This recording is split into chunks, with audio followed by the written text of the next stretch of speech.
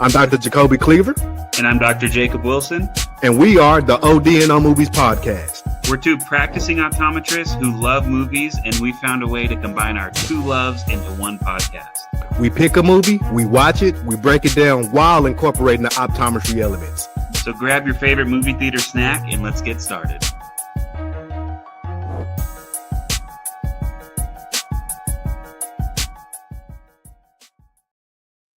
Hey, welcome back. Whether you are watching or listening, we're back with another episode of the OD'ing on Movies podcast. My name is Dr. Jacoby Cleaver, here with my partner in crime, the handsome and awesome Dr. Jacob Wilson. And we are back with a couple of friends that we met last year, Erin and Kyle. We met them originally doing the Zombie Con episode. If you hadn't checked out that episode, I strongly urge that you go and do so. And if you haven't checked out the movie, you have to check it out.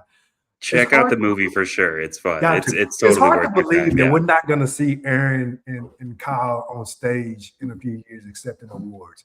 These guys, on top of being married and raising a child, do not stop working. It's insane. It's insane. They're on. I see them on every Instagram post promoting heavy. They just stop working. They just keep working, and it's incredible to see something that you guys obviously dream up, put down on paper, then bring to life and give it and present it to the masses. So we're going to talk about their new offering this evening, Autonomous. Wow, what an intro. I am humbled and honored, and most importantly, we're grateful to be back with you guys. We were just saying it's been crazy that it's been since like October since we did our last chat together, but we keep up, so it doesn't feel like it's been that long. No, at all. Yeah. No, I feel like, and we're always liking each other's posts and everything. I feel like, we just did our episode yesterday. And I have to say, I totally thought you guys lived in LA. I don't know why I thought you guys did, but you guys are on the East Coast now? Yeah, we moved actually. We were in LA for like 12, I think 15 years. I was there for 15, you were there for 12 years. And then we moved to Atlanta after Erin found out she was pregnant. Just to be close to her family. Her family's in Atlanta. My family's down in Florida.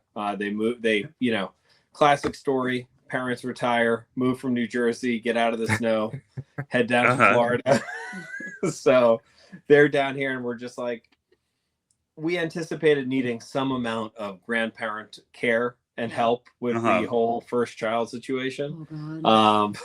And having them fly out to California was just not realistic, especially if you need last minute babysitters. It's like, great, we really need you for tonight.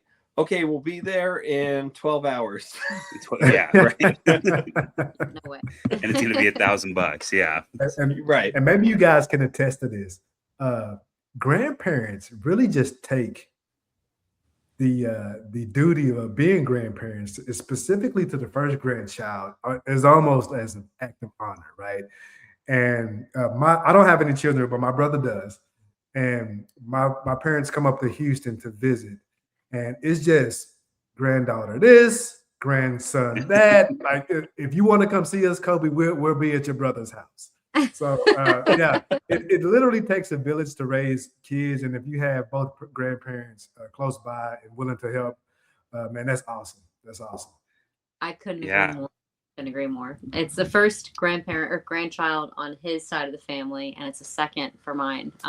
But my sister lives in Europe, so it's basically like the first time that they're able to spend a ton of time. So we have two very, very excited sets of grandparents who are taking it very seriously, and very grateful for that. Yeah, and my dad is affectionately known. He's Grandpa, but he is known as Pa. No, it's not Pa. It's Pa. All the enthusiasm in the world. It's like pow pow. And I'm not sure if he did this or we did this, but she was introduced to Maui and Moana and that whole Disney universe. Oh, wow. And she doesn't get a lot of screen time, but she's gotten some of that. And through that, we've discovered that her first Disney princess is actually Maui. Yes. Like not Moana, Maui. She loves Maui. We have dozens of giant burly Maui figures all over the house that she's just running around with all the time. More importantly, she has a type because Marvel characters were a huge thing before even Disney princesses she could name. She still can't name like all the Marvel characters, and Hulk is by far her favorite. Yeah. Okay. So big girly Okay. Anya's got a type. Mm-hmm. Yeah. I think you guys have got some Halloween plans, it sounds like then. Oh, yeah. Right already. I'm hitting the gym already. You know, I'm growing the hair back out. It's okay. You can just do like The Rock for the live action. Just put on the suit. Yeah. Got it. Just a couple dollars, put on the suit. You'll be fine. Yeah. But we Yeah. will be working out for health reasons anyway. Yeah, Exactly. we support it. That's So cool, man, guys. yeah, so we was excited. Erin and Kyle hit us up. They said they got a new offering. They sent us the screener, and we had to watch. But before we get into it, can you guys kind of shed a little light on the idea? Well, not so much the idea about it yet, but maybe the Screamify app and the purpose and the idea behind it. Yeah, absolutely. So for anyone that doesn't know, or if you do know, here's another recap. Screamify is an awesome new horror streaming app. They launched just last year and they're growing like crazy. And their whole purpose and mission statement kind of is supporting and championing independent filmmakers. And it's amazing because their library is just like growing by the day. It's got a ton of indie films, obviously mostly horror, but that's also growing, a bunch of genres, as well as some classic horror films too. Now they've started branching out with micro horrors. 3 specifically is what they launched with. And one of the 3 is the one that we produced called Autonomous, which we were just super pumped to get to share the screener with you guys on. But if anyone's interested, Autonomous, it's 16 episodes, 28 minutes in total. It's vertically shot, so it's meant to be binge watched quickly on your phone. And it's about a couple who gets in a autonomous rideshare vehicle. They're having a terrible argument. They had an awful dinner. It's just the worst. And they're so distracted and involved with each other and all the drama that they don't realize that the car is taking them in a completely wrong direction. Mm-hmm. The app's glitching, they're locked out, and just mania and horror ensues. I couldn't have said that better myself. What do you think? What do you think, Jacob?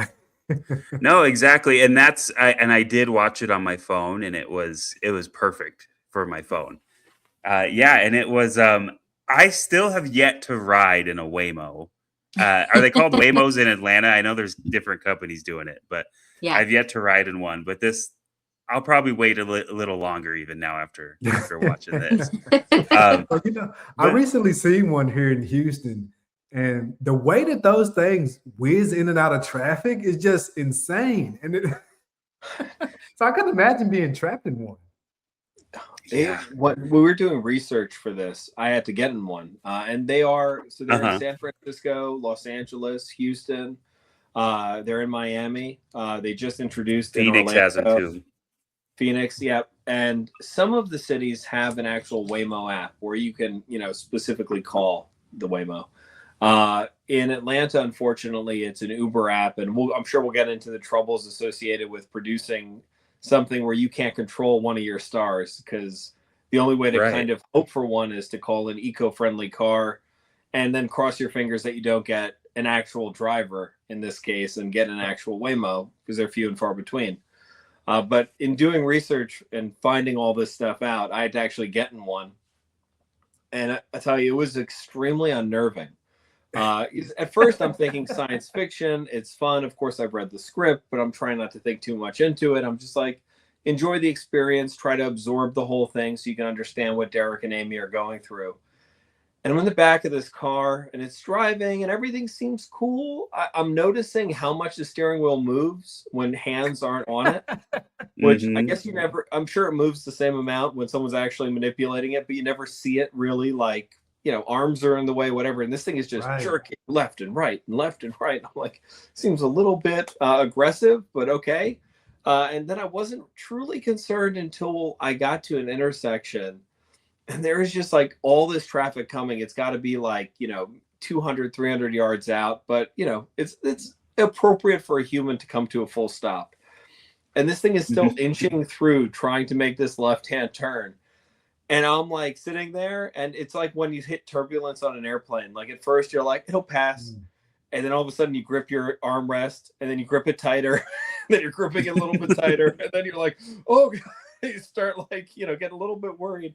And finally the car was like, traffic ahead, coming to a stop. And I'm like, yeah, there's no shit, there's traffic ahead. I would have stopped up like 100 yards ago. There's like 50 cars barreling toward us. I never compared it to this, but I just saw this. It's kind of like when you're riding with a teenager who's learning to drive for the first time. Holy effing! Why did I sign up for this? Like you are terrified, which is making me terrified. You don't know when to stop. Like all the brakes are jerky. You're turning the wheel way too much. Yeah, it's a little. But you can't. You don't have anyone to yell at. You can't yell at a Waymo like you do a teenager. Nope. No, you can't. Or like in those driver ed's cars, like in there, like 2 sets of brakes, like Yes. on the passenger side, so you can't slam on the brakes either in these autonomous cars. But yeah, I wasn't too excited about getting an autonomous car. Now I think after watching this movie, I'm probably going to wait a little while longer. But I feel like you guys did a fantastic. Oh, we lost him. That's right. He'll be back on in a second. Well, then I get to ask my question. I wanted to ask how you guys here. He's coming back right now, but I wanted to ask how you guys filmed this. If it's okay if I ask that, like, were you actually in a vehicle? Were you like? Yeah, I just want to know more details about how you got it done. So it was a combination of poor man's process and filming in an actual Waymo. So filming in the actual Waymo, as aforementioned, like it was difficult to get one. So actually finding one and then wrangling it with the entire crew, lighting for it, and you're limited in where you can actually sit in them. You can't sit in the driver's seat, of course, because that like sends off all kinds of alerts. Aaron's got a story about that. We put a light up there. It was a disaster. But yeah, we got as much as we could there. And then for the scenes that we couldn't get actually in the Waymo, we rented a Jaguar F-Type with the same upholstery pattern, the same outside. Oh, Okay. That's the base model for all Waymo. Well, not all Waymos, but in the Atlanta area, all Waymos are Jaguar F-Types.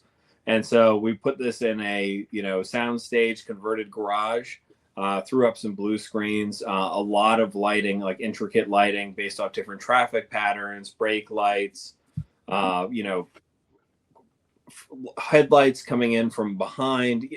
It's basically like a 50 light array that's like surrounds the car, and then you signal everything to move in different, different patterns depending on where we are in the story. So, beginning of the story, we're in a city atmosphere, kind of like Buckhead, Atlanta. So we've got a lot of traffic, a lot of exterior lights. And then, of course, as the story continues, we're taken more to a desolate location out in the woods. And, of course, as we're doing that through the scenes, it's me with the camera holding it up. And we had a fantastic person on set. Oh, my God, I'm blanking on his name. I can't believe this. Ben, Jeremiah. Jeremiah, thank you. I don't know why. We only had, literally, we had one other That's person the whole- in our entire crew. I'm not going to lie. I was like, was it Jacob? And I was like, I know it was Jay. And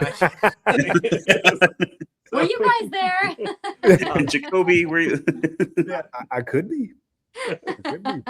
So I'm holding up fingers to Jeremiah, and one meant like, we're in full on city mode. 2 was kind of like start slowing everything down. 3 was bring us to a stop, which sounds very uncomplicated here and talking to you guys. But I could tell you in the middle of like a film set with, the car being shook and, atmosphere pouring in and the actors kind of in their scene and the camera rolling and, Thin's another fantastic crew member was pulling focus and trying to signal him over all of this and flashing lights. It was a time. It's a dance, and everything has to be done. All those pieces just right for the take to actually work and be usable. Yep, and our gentleman Chad, who is shaking the car, who's also our sound guy, because we're all wearing multiple hats, of course, but he's shaking the car for motion, has got to time his shaking with Jeremiah's lights. So it's not basically, the car's coming to a stop. Why is it still, or is it an earthquake or something? And the best part about all this is, just like with, the most fun VFX, the whole point is so that when someone's watching it, they don't notice any of that. Right. Right. It should Not be a seen. single Right. bit. Yeah. It doesn't. Yeah. And then you've done your job properly. Invisible. And I gotta say, the lighting, it was the like green, like the green back lighting inside the car looked really cool. Yeah. I thought that was the way it came out was beautiful. It was great.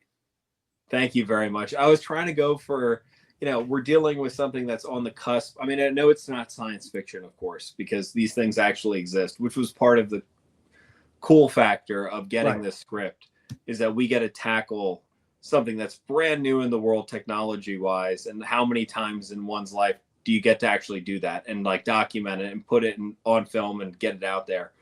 So I wanted to kind of give it a little bit of, a sci-fi futuristic feel. And I always think green is a great kind of horror color that doesn't really set you off. It's not like red, where red's like, someone's getting murdered.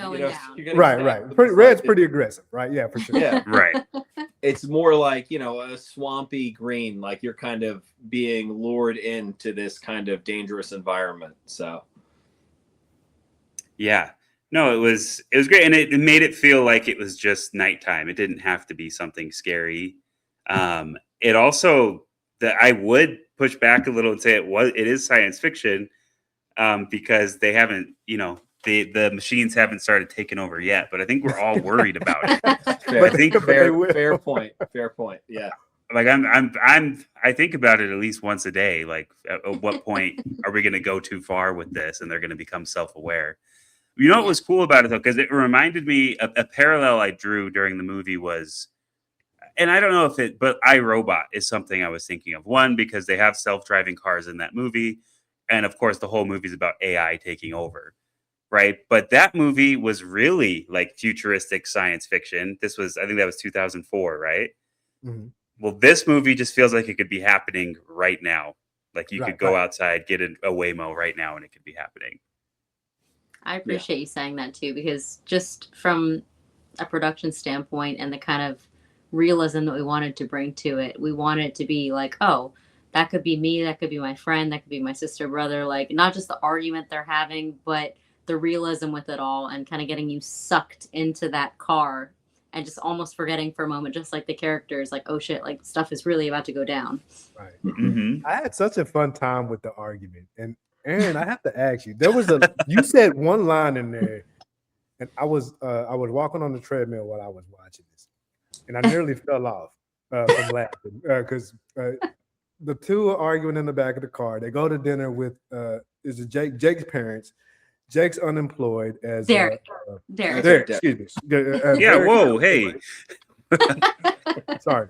I have a job. Yeah. And then so he's unemployed, and he's tasked with asking the parents for more money to cover rent or whatever else. And Derek just starts taking shots. And then he said, well, being a barista isn't exactly a career. And Erin's character responded by saying, well, neither is unemployment. Man, I nearly fell off the treadmill when I heard that. That was the funniest line. And I said, man, she meant every word of that. I said, that cut deep, man. And it was so funny. And I said, Ash, you got to watch this, man. This is so funny right here. And we just cracked up laughing for about 10 minutes.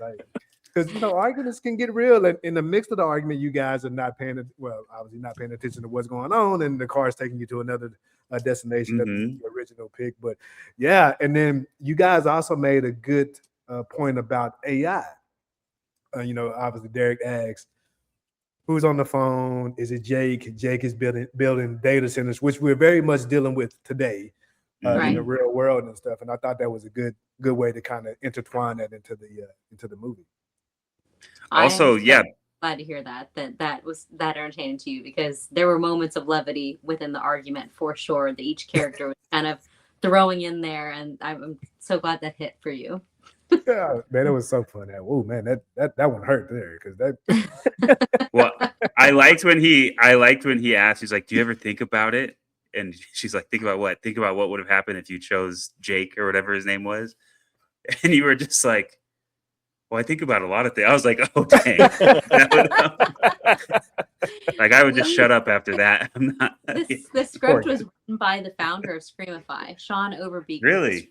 Yeah. We can get into how we got involved with this and with him, but I do have to just throw that out there that, oh, shoot, I forgot where I was going with this, because now I'm just thinking about the back and forth with Derek and I.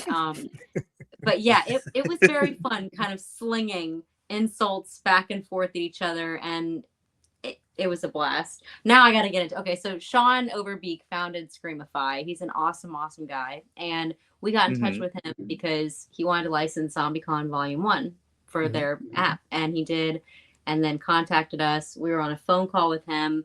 We're shooting everything, back and forth. It's going great. He gets into how they want to get into micro horrors, which are verticals, and he has an idea for a script, and literally by the end of the call, we love the idea. We have it in our inbox. The next day we've read it. We said, we would love to produce this for you. And Kyle's in pre-production. So it happened amazingly fast. Yeah. It's kind of like when did this the car pulled up and they're like, get in, loser, we're making a short film. we're making a short. When did this start? When did how long has this been in the making? I guess is what I'm trying to say.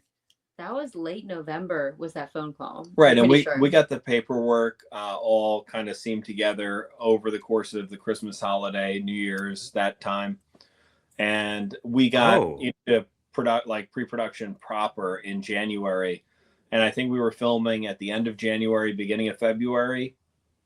Came back for some reshoots at the very beginning of March because we had a winter storm in the middle of shooting. So to add to all of the problems that usually besiege any film set, especially an indie film set, we had the only winter storm in Atlanta for the entire year. That's right. That is right. It was okay, great.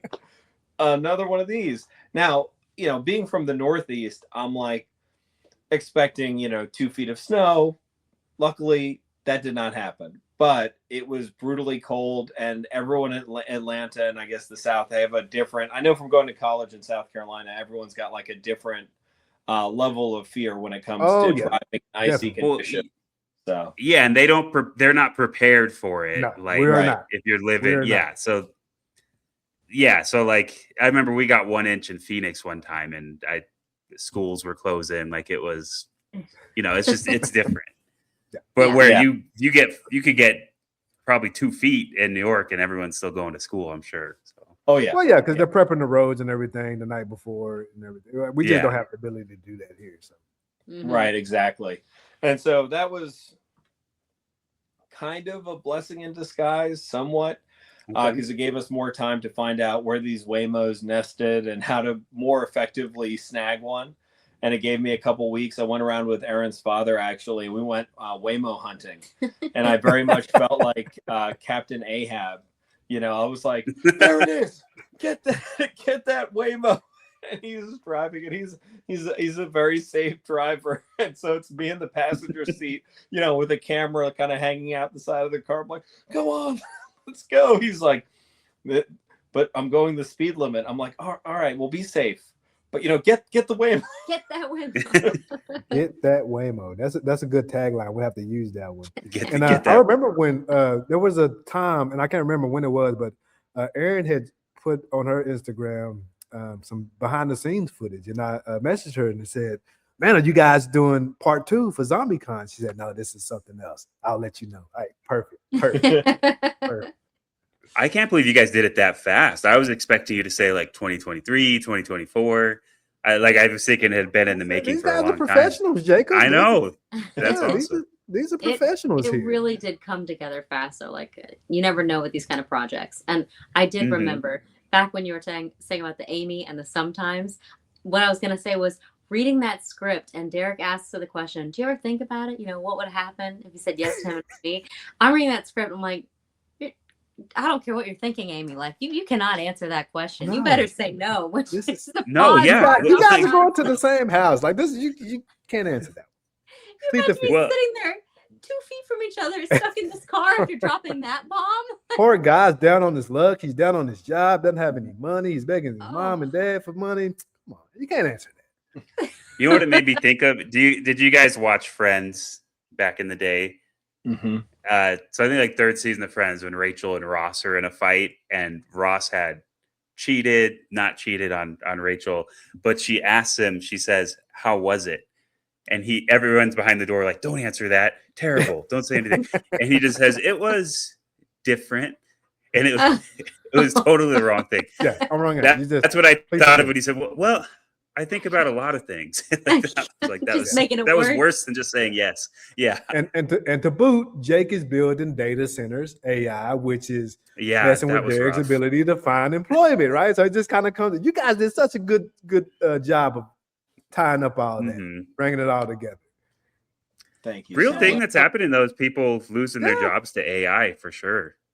Yeah, I but have- also a real thing, Jacob, is happening is that these CEOs are realizing that AI is super expensive, and then they kind of acted a little too fast in firing folks. And some of these folks are back. fortunately getting their jobs back, and I hope that they are being paid more money than they was when they were fired.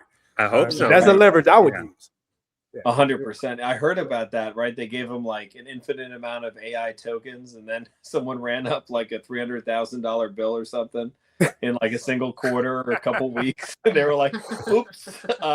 That's what I would do. Yeah, man. That's exactly what I would do. Well, I know that Meta for a while actually had like an AI leaderboard, and people were encouraged to like use AI throughout their daily kind of ongoing activities. And they would list who was using the most tokens, and then they removed that after I think it was costing them, I don't know, I'm going to throw out some crazy, like millions of dollars. I'm sure it costs more than that, because I'm like not in the headspace to think about a multi-billion-dollar company or close to $1 trillion company. Like, I don't know what their calculus for what is a lot of money. I'm sure a couple $1 million to them is like, oh, we added a few coffee creamers to the buffet line or something. Yeah, that's crazy. Towards the end of the movie, as we kind of get closer to the end of the movie, was there any? I had some ideas, but was there any themes or points that, you guys are trying to drive home with the attacker or whoever that was trying to get into the car? I don't think he was trying to get into the car, Jacob. So you don't think he was trying to get into the car? No, I don't think he was. Sheer I think the guy, the ghoul goblin, was in cahoots with the car to get him out to the destination, and he takes him and does whatever he wants with him. Am I wrong? I don't know. We're on the phone. We're on the call with the director and the lead actor. Am I wrong in thinking that? So when we were presented with the script, I had questions about who this entity was, and while I'm a firm believer, and once it's kind of been filmed, it's up to everyone's interpretation. Okay, and no one can be wrong. But if you want the behind the scenes of what I think the script was driving towards and what Sean was driving towards, the entity driving towards. Thank you. Oh, I like that. I think you did that, Kyle. Actually, totally intended. I meant to do that. Yeah. But it was, I think, more or less a metaphorical representation of the thing that especially scares me the most with AI. And it's not even about the technology, but it's about who controls that technology and what's the hand, on the wheel. That one was meant to. Yes. Yeah. Okay. All right. But who is kind of the Wizard of Oz in this new technological age that we're all walking into, and how much freedom are we giving these things just out of convenience or because it turns into a regular thing? I think Erin talked in another interview about the location services tag whenever you tag yourself in a photo, and in college they were talking about, and they're like, this is weird, no one's going to do this. And now of course everyone does it, right? And it's a huge security risk in reality to let people know, hey, I'm not at my house, I'm somewhere across the country doing some random thing, or I'm on vacation or something. And myself included, I mean, everyone just kind of like now does it. And what is going to be the evolution of that with this new technology and AI, and especially with the power that it has? And I mean, heck, go on Twitter and say something, or X or whatever, and say something bad about one of these tech oligarchs. Do you find yourself on a list, and then next time you're in a Waymo or something, you find it driving in a random direction? Like, okay, so the figure though, and the car, being oh yeah, no, I talked about that, the metaphysical representation of the controller behind. All right. Yeah, but I'm always digging for more info too, especially from like the director's standpoint. That's what I was thinking, that that they were in cahoots, but then I saw that it was not really a human, right? It was some kind of creature. So I was wondering, yeah, but that I guess that makes it even scarier. We have no idea who or what is controlling our technology. Well, if we're asking exactly what it is, I've hypothesized about this. Okay.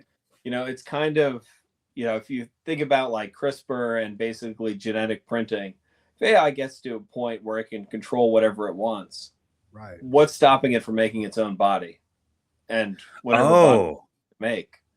Okay. So just as a thought to throw out there, help you sleep better at night. Yeah, thanks for that. Yeah. Really. Or night chair. Sleep's been out the window for a while. Don't worry. Yeah, or night chair. I think, yeah. Okay, cool. So what are the future plans for you guys? Because you guys do not stop working. Well, a couple things. We have a feature film that we almost finished post-production on right as ZombieCon was releasing. So we had to put a pause on that so that we could focus on the marketing and release. And then Autonomous happened. So that's been on the back burner. It's called It's Watching. It's okay. Yeah, it's a horror film, but it's got a lot of comedy. It's a bottle film, so it takes place kind of in one location. And it stars yours truly. Oh, okay. Yeah. So Kyle's not making your acting debut, or you making your acting debut? No, not technically my acting debut. Circa 2016, I think, was my acting debut, although you'd be hard pressed to tell it was me because it was, 75 pounds lighter and in, good shape and a lot less gray hair. But it was me. I'm officially listed on the credits, but this is, my acting rebirth. This is like my Phoenix arc. Okay. The Phoenix Okay. arc. Yeah. So Erin, are you in it as well? I am too, but it's kind of a cool story. We decided to make this when I was 8 months pregnant, and we just moved to Atlanta, and we're like, oh, what should we be doing, a month before we give birth? Well, we do have some time, and we won't have time soon. So let's shoot this movie. Let's pull together a super low budget and shoot it fast and dirty and have fun with it. And so it's a horror, but it's got a lot of comedy as well. Kyle's character is a frustrated filmmaker who moves across the country with his pregnant wife. And long story short, he has one last very took the creative muscles were flexing hard on this digging to real really deep. understand. And he takes one last shot at making his dream come true under the premise of sending his wife and the mom away, being like, oh, I'm gonna unpack the house, baby, it's gonna be so good, like, I got this, I'm gonna be looking for a job, like, you don't worry about anything. And really, he's taking the opportunity to try and film a horror film in the house. Man, the house kind of has other plans for him. So it's a lot of fun, and it's called It's Watching, and it just needs like the tiniest bit left in post-production. So we'll be releasing that. And we've got 3 other films, and these are all in kind of the same stage of development. And we're kind of seeing which one the financing comes through first. Because for us, we're not Disney, we're not Universal, we're not Warner Brothers. It's just the 2 of us and our equipment. So whoever comes in with the financing first kind of gets us for the next, year that it takes to make that film. So they're all very different, but very excited to see where each one of those goes. And then coming from left field, and this is more a passion project for our daughter, we're doing a kid show that's like an animal infographic type show. You can think like Discovery, Wild Discovery Light. So it's got like 2 little cute Pixar characters, Australian outback dude who's like a mix between Crocodile Dundee and like Steve Irwin, and his sidekick koala type friend, and they are explaining different types of animals in a informational but like digestible way for like a younger kid to get. Okay, sweet. Well, you guys got a lot going on. No, yeah, and for every one of your releases, we love to have you guys back on the show, man. We have a lot of fun with you guys. And I don't know. I just feel deep down that you guys are going to be accepting awards one day. You're going to be these big Uber stars, and we'll point back to this. Uber. Big Waymo stars, right? and I want the audience to take away that from this, that you can have a dream, and you can put that dream on paper and present it to the masses, and it doesn't require anything outside of motivation, self-drive, and determination. And that's exactly what I want the audience to take away from this. And every time I see a post that you guys doing, like I'm just cheering for you guys so much on the sidelines because I know it's going to be a breakout moment at some point for you guys. And I just know that it is going to happen, and we want to be there to support you guys when it does happen. But, aside from that, you guys are releasing damn good content too. Like ZombieCon was awesome. Autonomous is also awesome, and I think it's going to be well received. What do you think, Jacob? Yeah, I know. I think they're great. I think if you're listening, take the time to watch both of these projects. They're really fun. They're really well done. And like Jacoby said, these are your guys's, like, this is your child, right? Not your actual child, but you guys have made this from the ground up, and it's so amazing and fun and inspiring to watch. Like, I want to get out there, and I wish I could just get out there and make stuff like that. I have a question just for our audience. As these new projects are coming out, where can they expect to see it? Where can they look for it? Are there accounts they should be following right now just so they have their eyes on things? Well, first of all, thank you for making our entire day/week month. That was amazing. Like, thank you. And right back at you guys. I love following your journey, everything that you're doing, especially with the clips from your podcast. And they just have Kyle and I dying. We send each other the reels over DM all the time. And so thank you for having us back on. We will be on anytime you want us. We're here. And awesome. You can keep up with us on Instagram at Big Squid Films and also at ZombieCon Movie. We run those accounts, our personal accounts. You can shoot us a DM, but we'll definitely be releasing more info on It's Watching and then which of these films we're going to end up working on. And of course, the kids show, because we love to keep things fun and different. Horror is not just enough. We like to do a whole variety of things. It's true. Yeah, and I'd be remiss if we left you guys without talking about the eyes in this particular short. Because I thought you guys might be a little upset that our character, and it might be spoilers, so earmuffs if you haven't watched it yet, doesn't have any. Well, I know there was a mention of Derek saying that he couldn't see the face because it was so dark out there. So I made a note of that. But the character doesn't have any eyes. I guess I didn't realize that. it's only in one quick shot. A blink and you miss it. Yes. What? Now I gotta go back and watch that. Yeah. Now that you're saying that, I thought it was just giant pupils under a mask or something. I don't know what I thought it was. Okay, because I was gonna ask you guys, would that be even possible? Would you I presume that if you didn't have eyeballs, right, you would have, that would be a health risk in terms of getting germs and infections. But could a character like that conceivably exist, like something without eyeballs? Yeah, I would say yeah, for sure. I have a patient just yesterday. I saw them. They've had 2 ruptured globes, which is where, the eyeball itself is, it's punctured, right? And he lost both eyes. So he has 2 prosthetics in, right? So you can't, they're painted and they look really nice, but you could just take both prosthetics out and he could have nothing. The thing about the eye, though, is the body is it's really good at replacing, what's there with scar tissue and things like that to protect. So it just looks like kind of scarred up skin and tissue. I don't know, Jacoby, if you seen it differently. I guess the question is can one exist without eyes and eyesight? And the answer is absolutely yeah. Whether you'll be surprised who has people who have what appears to be functioning eyeballs who have very little vision or no vision at all, and they still function extremely well. There's definitely schools for visually impaired folks that you can get into, and they teach them how to best use walking canes and stuff like that. But I think in the entity of your movie, it's horror. We don't have to explain it.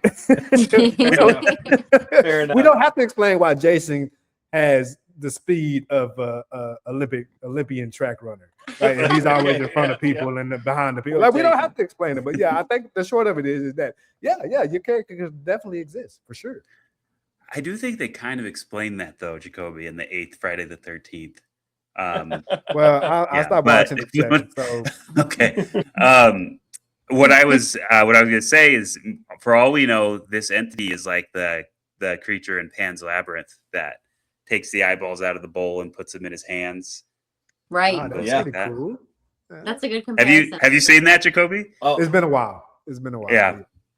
that's Phenomenal. a fantastic Guillermo del Toro's genius, and that's, I think, one of his best films. I think like the entire vibe he set with that, and like it felt like very real. And I know, like, you know, in Hellboy, it feels real, but you could feel like it's a fantastical, like almost comic booky type world, or in Pacific Rim, right? It feels real, but it also, again, feels like an anime kind of, you know, comic book thing.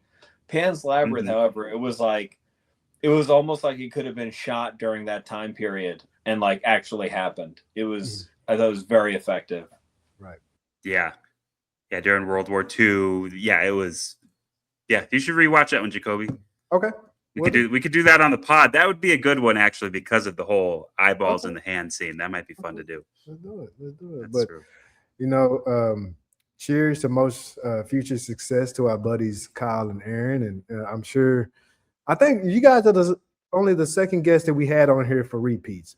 Dr. Morgan Jones was the first. But I'm getting the feeling that you guys may be. We'll have you out a few times. Yeah. Can we count on fun a repeat? Yeah, For repeat, sure, 4P. 100%. As long as you guys are releasing, we'd love to have you on the pod. And one last time before we get out of here, you guys, if you hadn't watched ZombieCon, you definitely have to check that out. If you're watching the pod, Erin and Kyle are both rocking some ZombieCon merch, which is fantastic. I wear my shirt weekly, and I'm sure it's still available for purchase. You guys, is that correct? Mm-hmm. It is. It is. Okay, good. Perfect. And then because I'm still thinking about getting the one with Erin's face on there and it has the blood splattered on her. I like that one. Yeah, I think our I'm gonna daughter, get a that. 16-month-old, loves that shirt. Does Mama. does she have one? I bet. She doesn't mind the blood splatter. She's just like, Mama is killing it in that picture.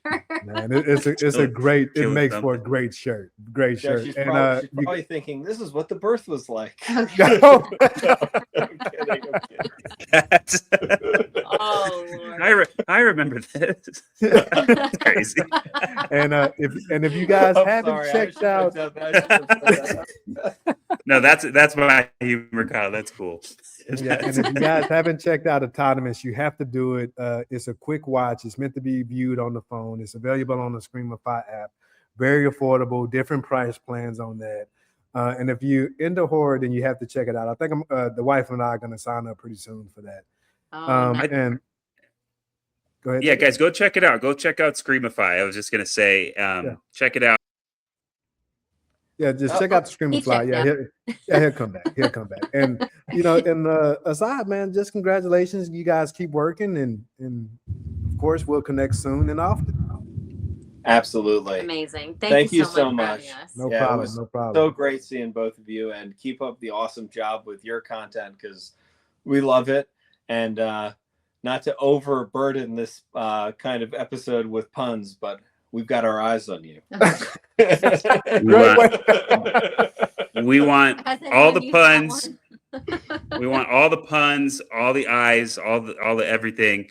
Everything. And everyone, make sure you go follow Big Squid Films, ZombieCon. Go sign up for Screamify. That's what I was trying to point out here. And Screamify, Jacoby, did you see what their catchphrase is at the beginning? No, I didn't. It's eyeballs on screams. Oh, I like that. Yeah, Yeah, I like that. we can get behind that. We can get and behind Kyle, that. and Kyle's rocking the hat today too. So Oh yeah. for sure. But until next time, you guys, as always, it's a great time, and we'll talk soon. Amazing. Talk Y'all soon. take care. Great Take seeing care. you. Great talking to All you right. guys. See you guys. Bye.